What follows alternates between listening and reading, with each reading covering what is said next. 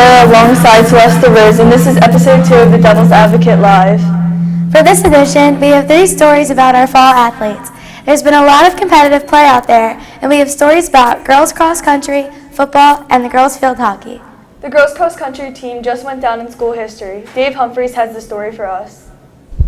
For the first time in school history, the girls cross country placed third in the Atlantic County Championship on October 17th. This accomplishment meant a lot to the team and the individual runners. We just started racing at Stockton's course a couple years ago, and we all seemed to do really well there because it's really flat, and the weather usually held out for us, and we did earn a trophy there because we got third place overall, so that was really cool, the first ever girls cross country trophy. So it was a really good course, really good day. It's really cool getting a medal for the first time, and I love that course. I'm looking forward to sectionals because our team has a chance to go to states. There's 13 people on our team, and top 7 are varsity athletes. For cross country, the top 7 runners are varsity, and of those 7, the top 5 runners score. So it works by lowest number. So if you're first place, it's 1 point, second place is 2 points, third place is 3 points, and so forth. You have the score of the top 5 together, and whichever team has the lowest score is the winner. Our major competitors are Toms River South, GCIT, Williamstown, and Kingsway. Throughout the week, we do different things. Sometimes we do workouts, sometimes we do long runs. On the long runs, we just do an easy pace, and for the workouts, it depends. We sometimes do speed or endurance, and we do them at different paces, like threshold and intermediate pace and race pace. And it's just a combination of a bunch of things to work up and build our endurance and our speed together. For now, runners are focused on the finish line. For the Devil's Advocate, this is David Humphreys. As a member of the team, I know just how hard the team has worked. Good job, girls. I agree. Another team that's working hard is the Blue Devils football team. They're on a streak, which they hope to continue when they take on Eastern tonight. For the story on how they're preparing for that game, let's go to Caleb Nardi. Last Friday's win over Winslow Township was a sweet one for the Blue Devils. They are on a 4-game winning streak and the second shutout in a row. Key plays from quarterback Ryan Bartz, an interception from Hunter McDuff, and 3 touchdowns from Jaden Abrams was just the icing on the cake. But that doesn't mean they are taking this week lightly as they prepare to take on Eastern this Friday.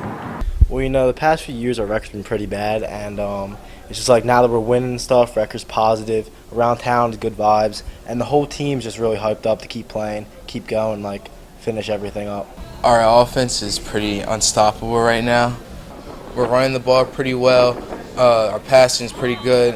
The linemen are blocking up front, and our defense, we had 2 shutouts in a row, so why not get a third one?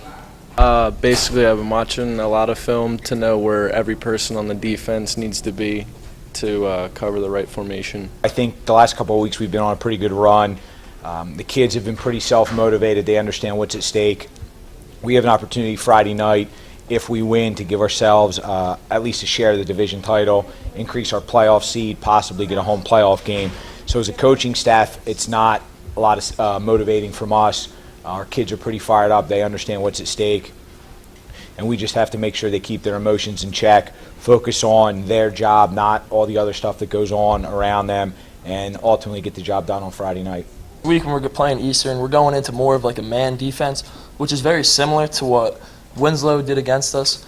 They stack a lot of guys in the box, so we're trying to get our running backs to stretch it out on the outside a little more, and we're going to take our shots deep when we can. We're going to try to torch their secondary the best we can and just go into the game with one goal in mind, and that's to win.